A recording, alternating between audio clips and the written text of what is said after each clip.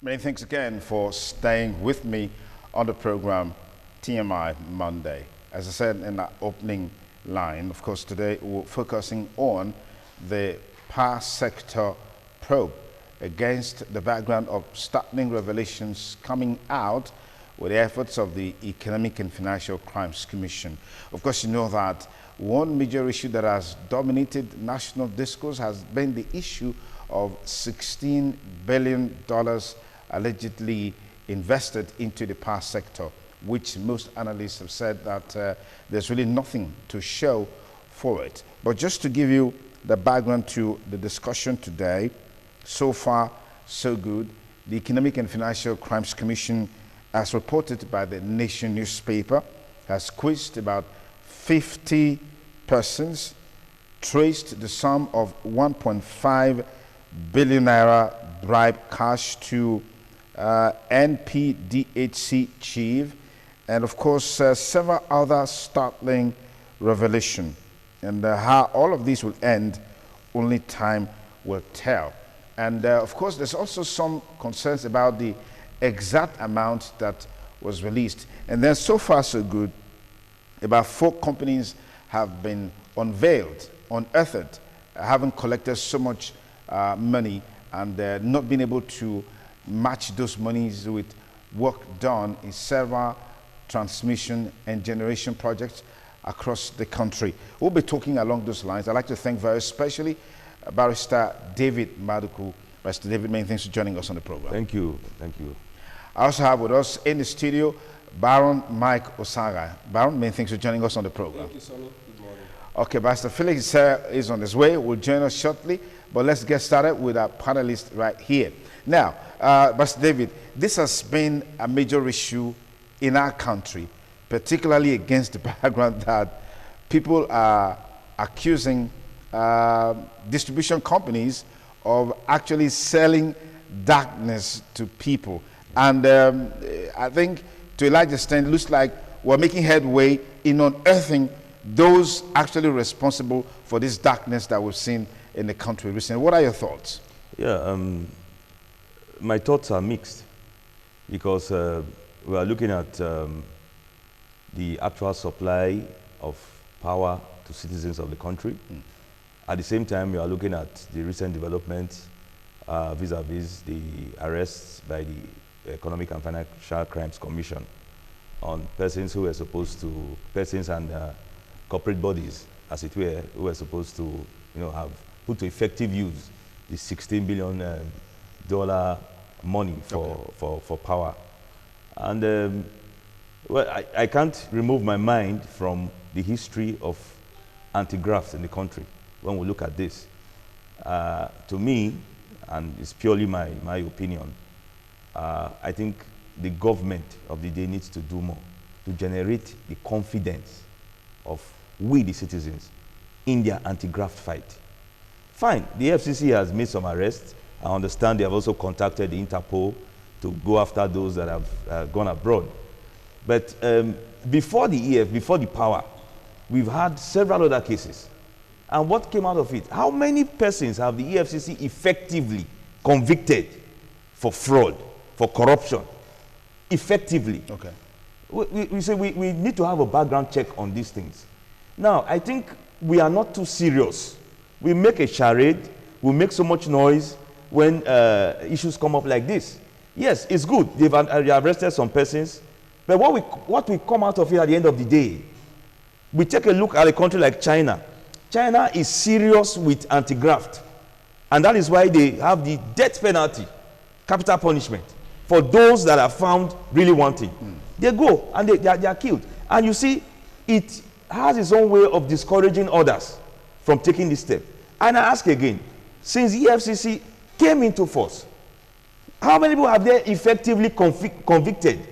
How many high-profile cases have we seen that, yes, this person has been arrested, even, I will say, given the greatest punishment? The government of the day, if it wants to serious, has to have a serious rethink about its policies. In the area of the legal framework for graft, I think we have to follow the China model. Because we do a lot of talking and less action. Okay. By the time we see people actually, I know some people are against the death penalty, they're actually being given life imprisonment.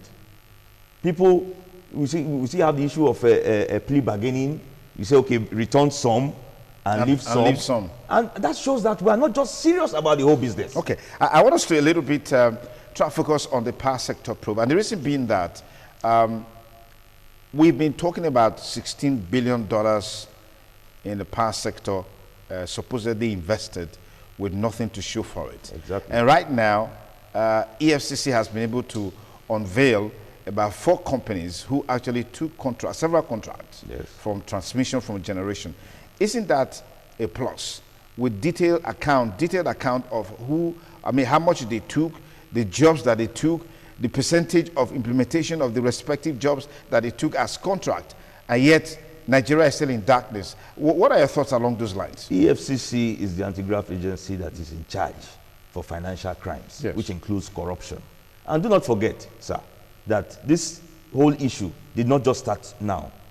It has started from the time President Olusegun Obasanjo handed over power to his predecessor, the late Musa Yar'Adua, who now from there on to the last president, Goodluck Jonathan, before President Buhari. The issue has been a reverberating decimal. Now, Obasanjo in his own words said that, look, they brought in the turbines, about 8 of them, together with all the work we have done with the National Independent Power Projects, littered all over the country. Go and check there. So now, I wonder why it is at this stage. Please don't get me wrong. I am not, yes, kudos to them. They have tried by unearthing these facts. But I'm wondering, why is it that since that time, it's now we are just getting these facts, arresting a few persons, some have absconded. If we are serious about issues, I've always talked about sincerity of purpose on the part of government. We should not drag on till about 3 or 4 administrations after President Olusegun Obasanjo. I'm not talking of just arresting people, Niger Delta Power Holding Company and some other related companies. We should, by now, have gotten those people who are actively and involved in this graft behind bars, prosecuted through the process of the law, and they should be behind bars by now. And in any case, we as Nigerians, the truth is that we are tired of hearing that these people have been arrested. The government of the day, we are talking of 16 billion spent. How much have they spent? How much have they spent in, yes, the former administration did this, we are pursuing it with the relevant graft agencies. We are focusing on, we have rejuvenated the power sector with so and so. Instead, we hear of Abacha's loot, over $100 million that have been shared. We don't have the modalities, we don't have any other statistics. They just told us that has been shared to the less privileged and the poor. I think there is a kind of, misnomer in having your priorities right by the administration. A lot of the advisors should advise them what to do. It is better, my brother, for you to invest any funds recovered. The Swiss government, a Swiss court gave a judgment that over $300 million of Abacha's loot, that they will have to monitor it through the World Bank on how the Nigerian government is going to spend it. And that is a disgrace. That's an insult to a sovereign nation, to a sovereign government, that another government tell you that we are going to monitor how looted funds from your country will be spent. I think these are the issues we should take more seriously. Okay, let me proceed there. Baron Mike, yeah, what are your thoughts? Against the background, like you said, it's been lingering for years, right from the time of former President Olusegun Obasanjo through Yar'Adua, Goodluck Jonathan, and now PMB has taken over. This looks like the first time we'll actually have an insight who got what in the past sector that has been bedeviled with darkness and lack of performance in terms of meeting the yearnings and aspirations of Nigeria. What are your thoughts against the revelations and the efforts of the Economic and Financial Crimes Commission? Well, thank you very much. Personally, I think everyone that wants Nigeria to work, everyone that is passionate about a new Nigeria should welcome this probe. I think it is not an issue that has to do with some people against others. This is an issue that has to do with every Nigerian. And for an economy that wants to work, for an economy that must, prosper, power and the power sector should be taken seriously. And for many years now, I think that has not been happening. Okay. Our power sector has been nothing to say about it. That having been said, I think that the EFCC and the government of the day has got a lot in their hand to do concerning this matter. And it has to do with an holistic approach. It should not be about paperwork. It should not be about... Okay, we'll just take a break now. We're experiencing some slight technical hitches. It's still TMI. We'll be right back. Please stay with us.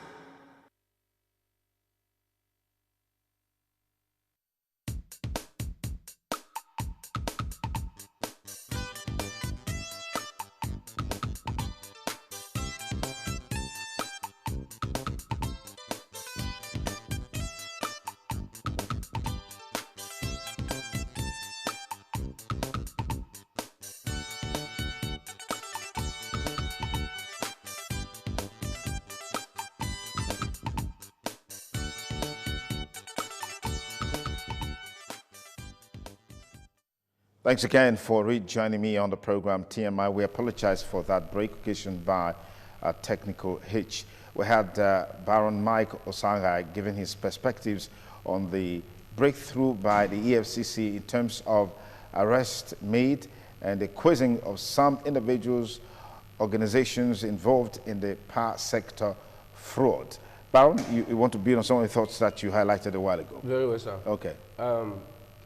We have, like my co-discussant has said, we have had many issues. We have had so many probes, some even white paper reports and all of those things. And in the end, you discover that nobody has to pay for the crime they have committed. We have had so many media trials and all of those matters.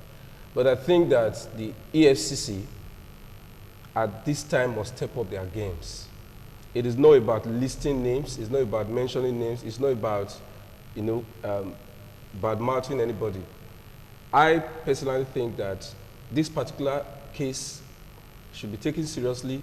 If the person is in the country, outside the country, there are modalities of bringing them to come and face trials.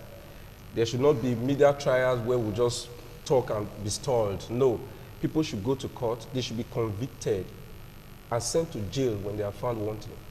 Instead of the more talk about media.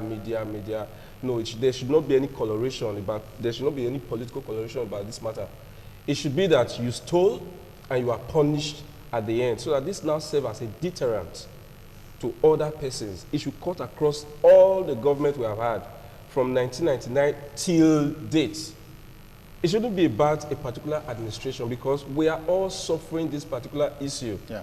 It's not something that has to do with politicians. It's not something that has to do with some religion. No, it's something that has to do with even generations that are unborn. Yeah. Production in this country is nothing. Manufacturing, day-to-day life. People burn fuel every day to make sure they live a normal life. So for me, the government should stay away from wanting to interfere in this process. They should give EFCC, if they are truly independent, should give EFCC free hand to do their job, go after those that stole from this 16 billion and other funds. Look through the papers, look through former President Olusegun Obasanjo's time, late Musa Yar'Adua's time, former President Jonathan, even till the last 4 years that we've seen. They should look through the papers. Whoever his or her name appears should explain their ordeal in this matter. It should not be as if we are going after some persons. It should not be like that at all, because Nigerians will support you if they find out that there is credibility in what you are doing. It should not be something that we just want to score some marker. No, it should be something that people would agree with easily, to say this is a fight that we have been looking for. It should not be about a party A, party B, or company A or B. No, it should be about what Nigerians want, and they should get what they want at the end. When they see that the man or woman who have put us in darkness for this long time is sent to jail, Yeah. see that they are paying for what they have stolen. Yeah. No plea bargain. Forget about this. This plea bargain is like a massage on corruption. No, we should be all out, like he said. In China, if you are found wanting, you are tried, and is a capital offense. So we should be serious about fighting corruption. We should be serious about dealing with those that have stolen our Commonwealth. We should be serious about, following up with everything we have said we want to do. For instance, the government of President Muhammadu Buhari Prime accept as a corruption-fighting government. If they are not done that at all in every other thing, in this particular case, they should stand up and make sure they do what Nigerians are looking out for. And that's my perspective. Okay, we'll take another quick break, and then we will be right back to continue our conversations on the power sector probe and the Economic and Financial Crimes Commission, the EFCC. Once again, thank you for joining us on TMI Monday. He's here again. Oh Lord, our eyes are on you. So, Shower your blessings. Shower your blessings. But God does not come down. He sends his vessels. yeah, ITV Radio presents the Somebody Dating Father Christmas, aka Father Blessing, to shower gift this season.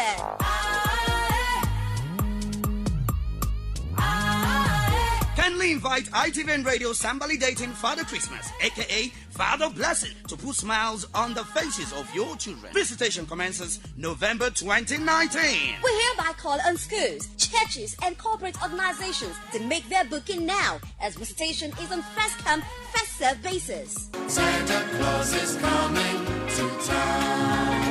For booking, call 0708 365 2474. ITV and Radio Somebody Dating Father Christmas. Shower your blessings. Thanks again for staying with us on TMI. We'll continue our discussion on the power sector probe by the Economic and Financial Crimes Commission. Now, here is an insight in some of the reports put out by the Nation newspaper, which of course called from the report put together by the Economic and Financial Crimes Commission on the efforts made so far and the results gained so far. A total of 4 companies have been unveiled to be behind some of the $9 billion power sector fraud. And the names of the company include Pivot Engineering Company Limited. You also have Hikwado Limited, Jik International Agencies Limited, and Roxin Engineering Company Limited. As for Pivot Engineering Company Limited, it collected the following 2,636,660 now, right? And then 2,636,660,463 now. That's for Pivot Engineering. And then you just go down and see all the huge sums of monies that these companies were alleged to have collected by the EFCC. But quite striking is the fact that some of the officials allegedly involved in some of these activities, they've either resigned voluntarily, and some have made confessional statements willing to lead to those who actually took part. And then in some cases, some have gone abroad, feigning sickness or disease of one kind or the other, which they say has incapacitated them to come to the office of the EFCC and give their own side of the story. But quite striking is the fact that about $8.58 billion is the exact allocation that has come out so far. And this includes about $4.4 billion allocated to power plants, 5,000 megawatts at less than $1 million per megawatt. Then about $2 billion for transmission lines. And then about $1.5 billion for 350 distribution projects. And then you also have between $600 to $700 million for gas pipelines. Then there's another $80 million loan from the excess crude account for Ibon Power Plant, which resulted in an interest-free debenture. This is just a breakdown of all the monies that have gone out to some of these contractors. But the concern is that despite all of these monies that have gone out, you can't find tangible projects that have been executed by these contractors, according to the Efcc. So we've got Barrister Felix Isere joining us. When this story came out, did you see it as a major breakthrough for the EFCC? I think, Senator Duke, thank you very much. I listened to the reports you read from Nation, and I think the report seems to be different from the reports I have read many times. You know, what I've come to realize. The issue of it's not just $9 billion fraud. It's not. It's more than that. Yes. We're talking about an amount up to $20 billion. Between 1999 and 2007, they have invested nothing. I'm talking from the House of Rep report, and that has also corroborated other reports so far. Yeah. They have spent nothing less than $13 billion between 1999 and 2007. In that same 2007, $8 billion again was invested in the NIPP project, the National Independent Power Project, that ought to have generated nothing less than 5,000 megawatts. So if you accumulate all this money, in 2007 alone, NFPC also claimed to have spent $1.5 billion in power sector. In 2015 alone, the federal government also claimed to have invested a sum of $2.5 billion in the power sector. Come on. With all these amounts we are talking about, from all these amounts, one would have expected that Nigeria would have celebrated nothing less than 10,000 megawatts. Do you know that USA, Mexico, Chile, Saudi Arabia, they spent nothing less than $10 billion in generating 5 megawatts? So what has stopped us from having nothing less than 15,000 megawatts if we are able to spend up to $20 billion? In the NIPP project alone, it was supposed to be a project financed by states, local governments, and federal. State was supposed to have spent 80% of the money. Federal government ought to have spent 18%. State spent 27%, while the local government spent 47%. These projects were funded. You know, when I read about the EFCC determination to investigate this, I saw it as a major breakthrough. Okay. If only it would see the light of the day. Okay. Because we have seen investigations, we have seen panel being set up, we have seen the determination of EFCC to investigate that, and it becomes a main facade. Most watchers have also said that, oh, hope this is not political witch hunting. Maybe because the former president did not support the current government. That is why they want to see this as a witch hunting. We also hope that it will not be a case of witch hunting. But the only breakthrough that we have been able to realize is that the officials of the Niger Delta Power Holding Company, 2 of them have been arrested. You know, when I read the report of their arrest, you know, I shook my head. The sum of $2 billion, $2 billion was supposed to make for compensation of most of these other communities. Whose communities? Whose communities. They realized that when this project was about to commence, these guys went protesting. They were protesting that they were not compensated. They said, no, we have projected an amount of money for this. At the end, they now realized that these guys were not compensated. The director of finance of the company and the director of compensation claimed to have spent money, but they now realized that 820 million naira actually went into their private account. That is where we have found ourselves as a country. Power is a focal point of any administration. So when this government came on board, when they were coming, they said, oh, change. And the major aspect of change was power. next level again now is also issue of power. So we hope that at the end of this day, we'll be able to not just recover this money, we'll be able to also invest it into the power. So that at the end, we'll see something that is conspicuous. All right, thank you very much, Barrister Felix, for the perspectives that you just brought to bear on this conversation. Now, Barrister David Maduko, what are your thoughts on the greatest challenge in the fight against corruption, whether in the power sector or in every sector as far as Nigeria is concerned? Sincerity of purpose. Simple and plain. Sincerity of purpose to deal with graft the way it comes. But we find out that in actuality, what we get is still the fact that there's some outside interference, who knows who, some talk here and there, some part of nepotism and tribalism that plays out in all facets of our fight against corruption.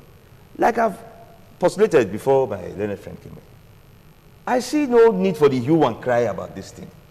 If you build institutions, the EFCC is an institution, it's an anti-graft agency. If you build them to do their work, you don't need to make so much noise about them doing their work, because this is actually their work they are doing. They should do their work quietly. You face, my brother, look at Rwanda. It is the fastest growing economy in Africa as we speak today. Presently, as we are seated here, they have 216 megawatts of power. They have a projection plan that by 2023-24, they will increase that to over 500 megawatts. In all these things we are saying about corruption, permit me, the independent power plants, many of them have been created, many of them have been commissioned. Is here, Alaoji, Ihovo, here in Benin City, Calabar, NIPP, they have all been set up. Bahrain, this one located in Bayelsa, Omoko, in Rivers, done by Roxy Engineering, the one Egbema, National. They have, many of them have been commissioned. So you see, I'm not one to be excited. One thing I have noticed about the government of the day, at certain times they bring out one exciting topic and everybody's attention is diverted there. Please, for God's sake, we build our institutions. Our institutions will work the way they are supposed to work. The danger of outside influence is what we have against corruption fighting. I made the example of China earlier. I said, look, these people have found a way to take care of their problems.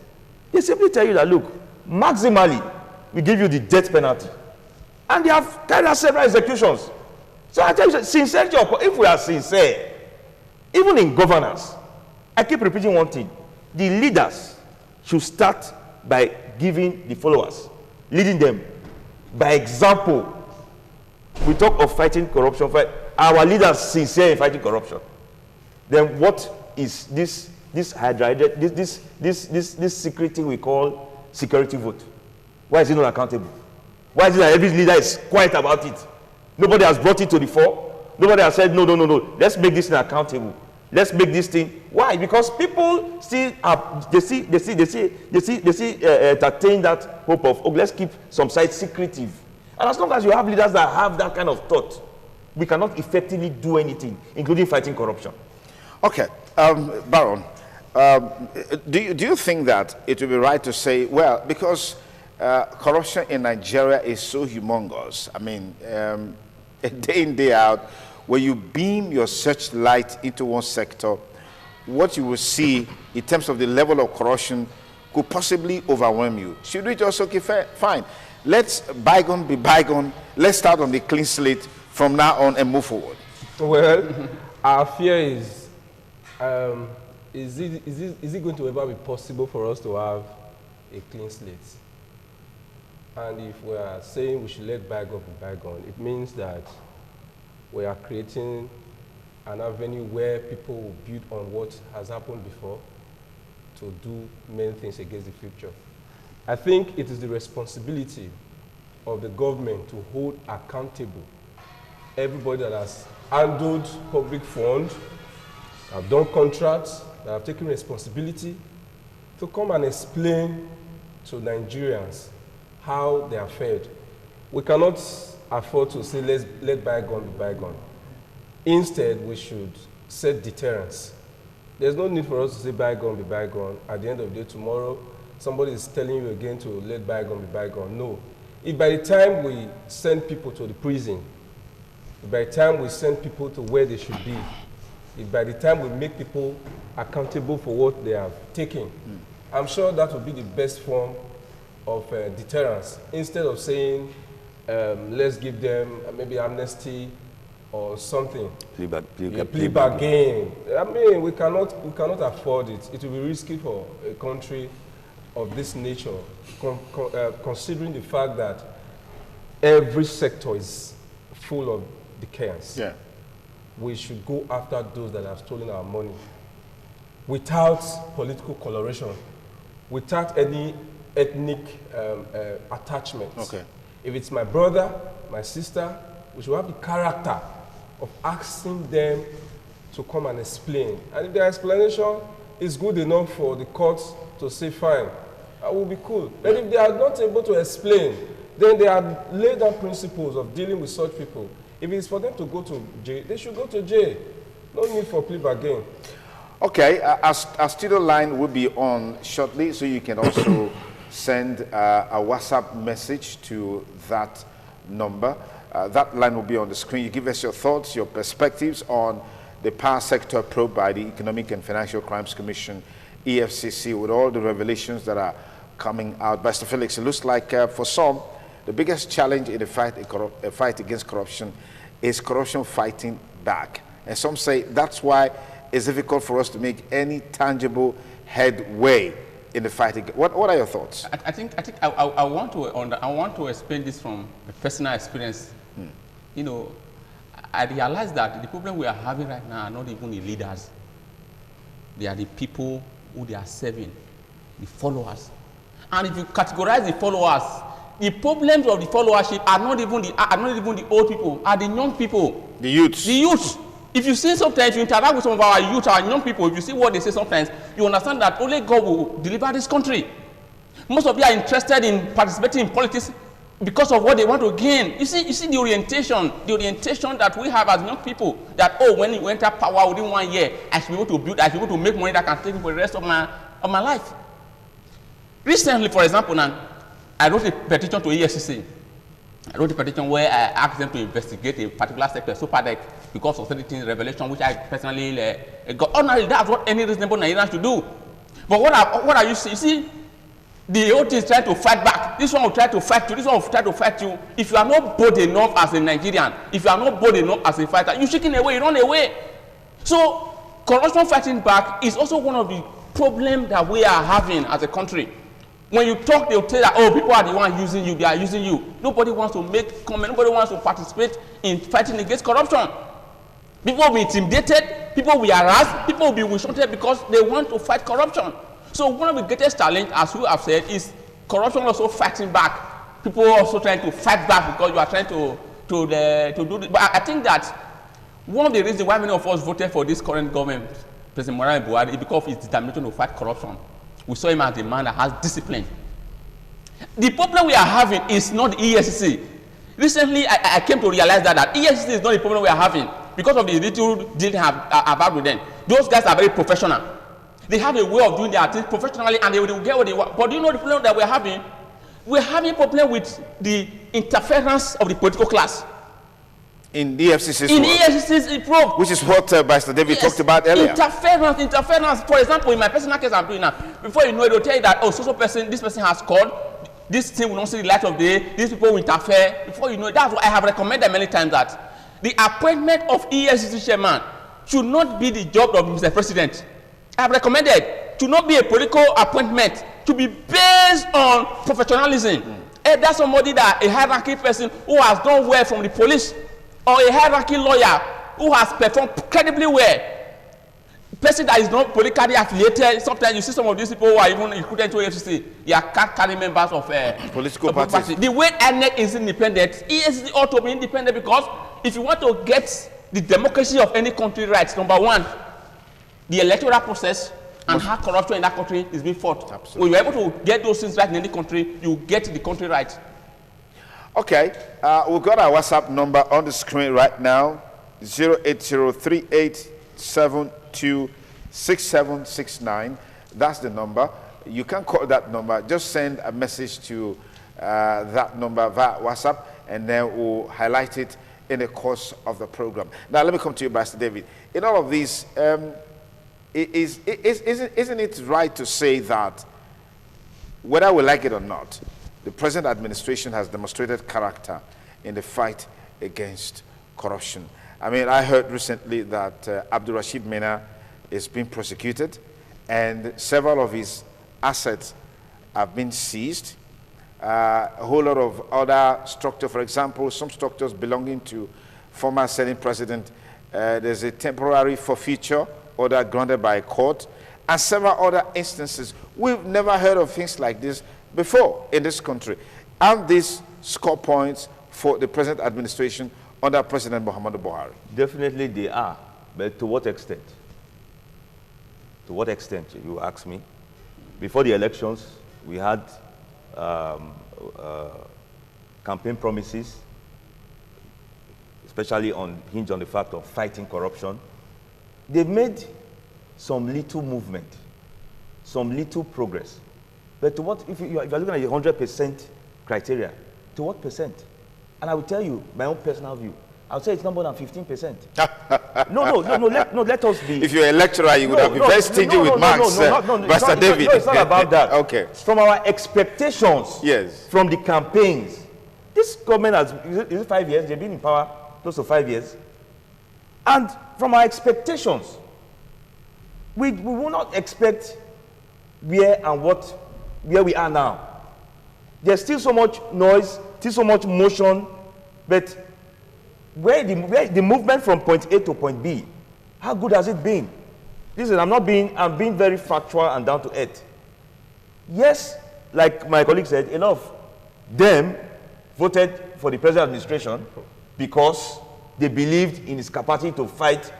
And some of us that were looking from a distance, we also said, okay, let us see what this man will do.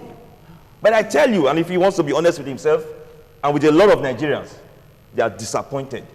Because the extent to which we, like I always say, you make these things self-sustainable.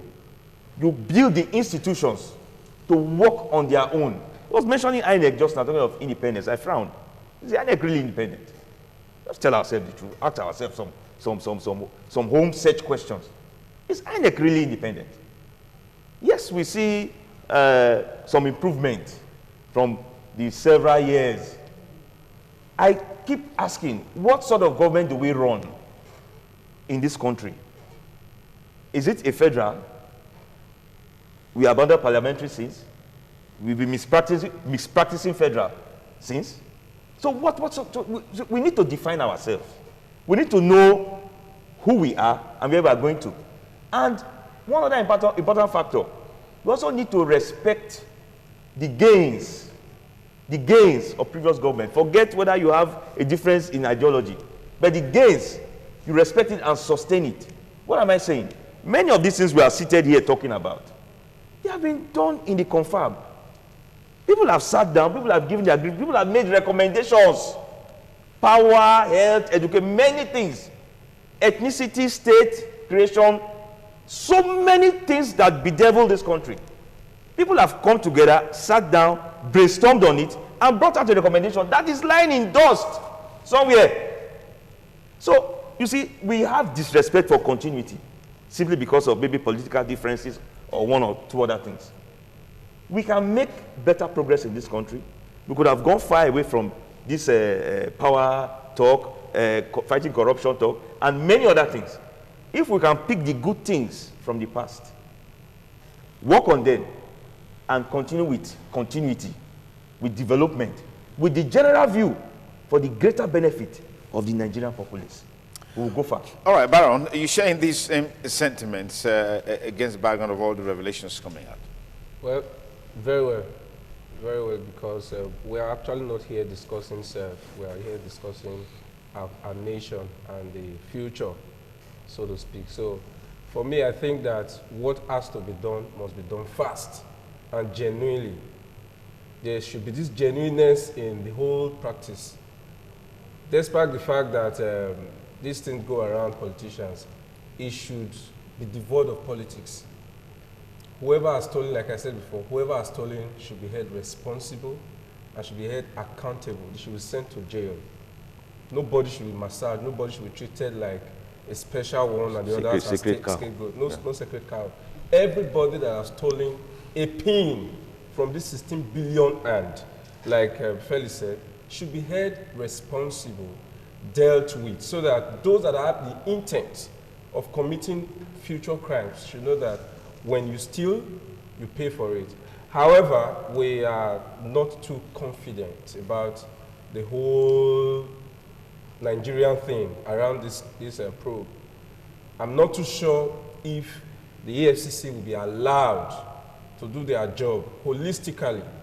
If the judiciary would play their role too, because we are talking of Efcc.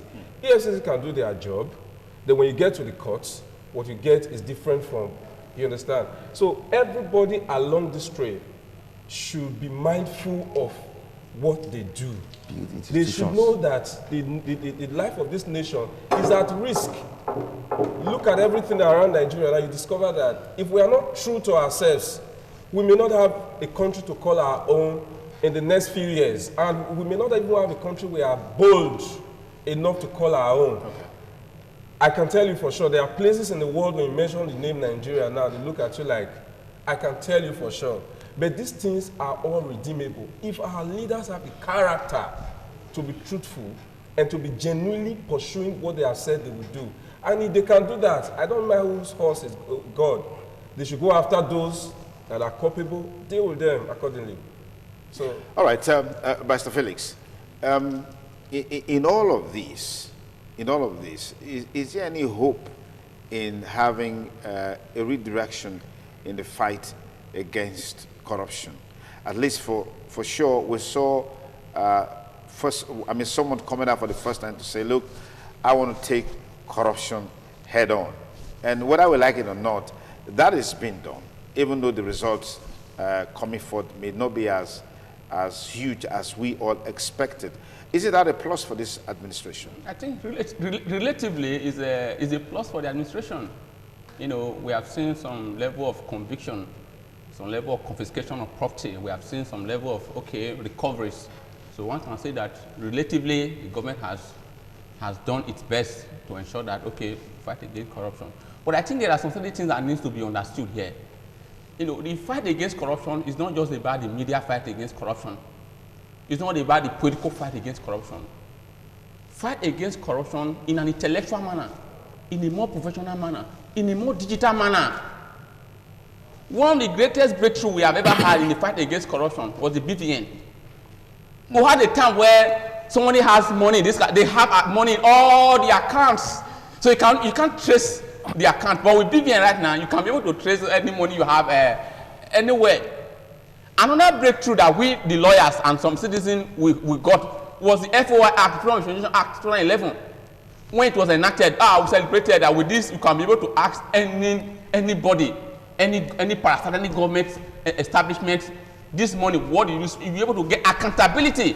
Because you cannot talk about fighting corruption without guaranteeing accountability and transparency. You can't guarantee that. The process of awarding contracts ought to be transparent. So with the Freedom of Information Act, we would have expected that, by now, you can walk up to local government chairman and say, sir, the allocation you received last month, how did you spend it? I need a breakdown of it. But what has happened right now? States have tried to frustrate it. In view of the fact that they will tell you that, it has not been domesticated in states. There are a couple of issues in Edo State, for example, now where people have asked questions, they will tell you that, based on the fact that the Court of Appeal has given a judgment in the case of Edo Saka and Austin Osakwe that says that Edo State government, for example, now is not subjected to the FOI Act. So if that has been applicable, where people can ask questions, I think the fight against corruption would have been something that would have been celebrating. Personally, again, I also told you that how I wrote to SOPADEC asking to know, sir, how much have you received with the past 3 years and what have you spent? That's what to be done. If that FOI Act was in place, if these people know that these guys have a responsibility to know how our funds have been spent, they'll be very careful on how they spend money. Yeah. You see people, politicians spending money with impunity, not caring the tomorrow what will happen. After all, oh, I'm in the ruling party, nothing can happen to me. You see politicians right now, you know, I don't want to bring the issues I'm handling to ITV, but I think we also need to learn from this. You know what happens right now? Politicians don't use their name or their companies to bid for contracts. What they now do is they now have trusty names. They have somebody that has a contract. They have. So recent investigation through CSC, trying to know the directors of this company, we have now come to realize that somebody is in government using his own brother to frontline the contracts. Okay. So these are some of the things we as citizens also need to be doing. We need to investigate. But you see, we are not living in an era where people see government as a secret court, where informations are seen as things that are only available to them, not to the people. That is not always supposed to do. Before, when you award a contract, you put a signpost there, the name of the contractor, even the ROC number, you put the details of the contract in the signpost, but it's not like that again. Yeah. What you're now seeing is they just say this is the name of the contractor. You don't even have details of what is happening, how much the contract was awarded, and also, for example, now in my local government, Benin Abraka Road, you know, the government told us that they were going to do the road. This is how much they have spent the road. This is what they are going to do in the road. As we speak right now, I don't even know who is handling the road. I have done my best to ask the contractors how much was this road awarded. Nobody has going to give me any information. So you don't even know what is happening. So how can I fight against corruption? So we as citizens on our own, we also need to start changing the narration. We have a responsibility. We have a responsibility. A case where young people celebrate politicians who have stolen money because they are giving them money at the detriment of what they ought to do. It's a shame on all of us as young people. Yeah. So this further encourage, take note, if you also look at fight against corruption, if you look at the politicians, you pity them sometimes. When you hold office, there are demands from everywhere. And if you don't do it, they see you as a stingy politician. Yes. So when you hold office, you have no other option than to steal money so that you can be able to service these young people, these people who always come to ask for one or two things. So we as young people, we as Nigerians, we also need to restrain ourselves from demands from politicians so that they will have opportunity of all right, thank you, gentlemen. We've got some of the messages coming in from our WhatsApp platform. We've got this one. It says, good morning, ITV. The truth is the government of the day, they're not fighting corruption because INEC is not independent and the government is the corruption that is fighting back. It's so bad. All right, I can't really piece that together, but it's what you wrote. You did put your name. I think EFCC need to be independent for an effective work to be carried out. Thank you. And God bless you people over this topic. What I found is that this administration is not fighting corruption, but opposition. Well, it's on both sides. I would disagree with you on that one. If you look through, you find people on the other side who are also being prosecuted. Okay, we've got this one. Why is this country like this? Well, I don't know too. Are you not part of the country? Nothing is working. We have heard about money that was recovered. My question is, what are they doing with the money? That's the question we're asking here too. All right, so we are asking the question and we hope answers will come. This one says, EFCC must put more efforts to curb these corrupt people, both the Yahoo boys, and the other thing is our judiciary. The judiciary is killing the judgment. These are your thoughts, your perspectives that you just expressed that we're trying to highlight to embellish our conversation this morning on the program TMI as we X-ray power sector probe by the Economic and Financial Crimes Commission, EFCC. Now, one last line, gentlemen. We've seen in recent times calls for the withdrawal of licenses of distribution company. What is coming out now? Does it in any way vindicate the distribution company that they are not a problem, in your opinion? No, it doesn't. The problem is collective. Each segment has some form of deficiency, some form of need for upgrade. Okay. And so if we're talking of, we are just putting searchlight on the distribution company, of course they have one or two lapses that we'll look at, but that by no means is final. Transmission, generating also have issues that we must look at holistically. Okay. You know, so I think in the final analysis, and if you check from most of the contributions coming in, they are saying just one thing, that the same thing I'll be repeating, that institutions need to be built and they need to be independent. You know, you need to, the leaders need to do the best to set up this institution to run on their own, independently. The FCC should be seen to be doing that. Even the power generated, we need to have gotten experts, done the whole process, due diligence and all, very well, and let the system operate itself. The government can only come in at emergency periods. You know, that is how it ought to be done. And just to quickly add to my good brother, the Osakwe's case, I think, is the hope, all hope is not lost. There's the final arbiter upstairs, the Supreme Court, and if he's having problems, there are NGOs and facilitators that can see to it financially. Okay. That's my take. All right, final take on this distribution calls for withdrawal licenses of distribution companies. Is this, yes? Well, as regarding that particular, I think that we have to, I don't know if we should appeal to government or encourage them, I don't know the right word to use, to do an holistic job. We're talking of what has happened and what is happening. Yeah. So I cannot exonerate the distribution companies. Okay. Like he said, they have their own shortcomings. Yes. Yeah. So if the distribution companies, I'm not even if, now that the distribution companies are not living up to expectation, we can yak them off. I believe there are investors within and outside this country that want to put money in that particular section. So there's no need for us to be doing brother and sister when it comes to this power section. We should look at issues the way they should be. Now that these distribution companies are like this, we have given them time enough. We have seen that instead of building on what they meant, the whole thing is degenerating speedily. Their licenses be withdrawn while we are pursuing those that stole our $1 billion. Okay. Both of them should be taken seriously. All right, Mr. Phillips, last word on you on that. Okay, the unbundling of BDC or PSCN, most of us saw it as a breakthrough for the power sector, yeah. but automatically it has almost become a cost. You know, we have 6 power generation companies, 1 transmission company, and 11 transmission company, 11 distribution company. When people are protesting against the BDC, they are not protesting against BDC because they are not able to generate power, but because they have made themselves a clock in the wheel of the progress of power sector in this region. Okay, we know that we have problem of power generation, but there are private individuals, there are states who are ready to invest in power, because power generation is not an exclusive thing. Yeah. States can generate power, but they cannot do this without the distribution company that has the sole power, the sole responsibility to distribute. Yeah.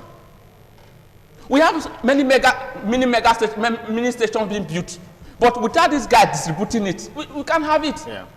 And most of them, they have done everything possible to frustrate this process. So the problem we have had is the fact that the privatization of the power sector was not political. It was very political. That is why when people came in, they saw it as business. As usual. As usual.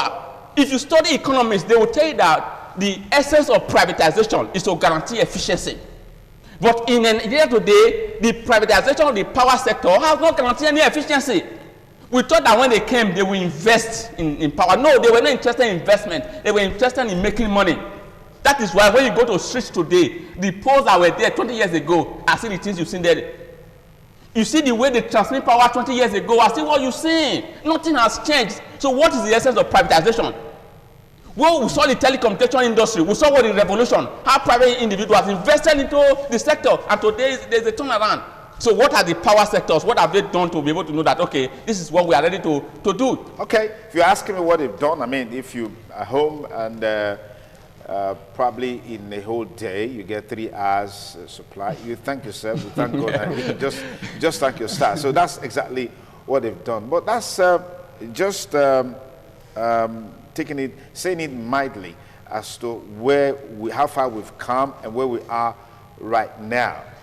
Corruption is the major headache, and there has to be some very drastic measures for us to end it. Otherwise, like some have said, if you don't kill corruption, you know what we follow. But let's take a look at more messages coming in. Good morning, sir. My name is Evans. Corruption is as old as man in all aspects of life. Let me use the civil service, for example. All staff should resume at 8 a.m. but close by 4 p.m. But you see some working for 3 hours and cheat government 5 hours. This is corruption. And then the present federal government is trying in fighting corruption in the country than the previous administration. It is not easy to fight corruption. No. I agree with you absolutely. And then power sector has been the greatest challenge of this country and has greatly made it underdeveloped. It will be very good for the EFCC to probe all that is involved from 1999 till date. If only this is not just a mere drama. This is Comrade Humphrey Iguma. Comrade, thanks for your contribution. Well, this is where we draw the curtains on this segment of the show. Barrister Philip Seremine, thanks for coming. Thank you very much. Baron Michael Saga, thank you for coming. Barrister David Maduku, thank you for coming. My pleasure.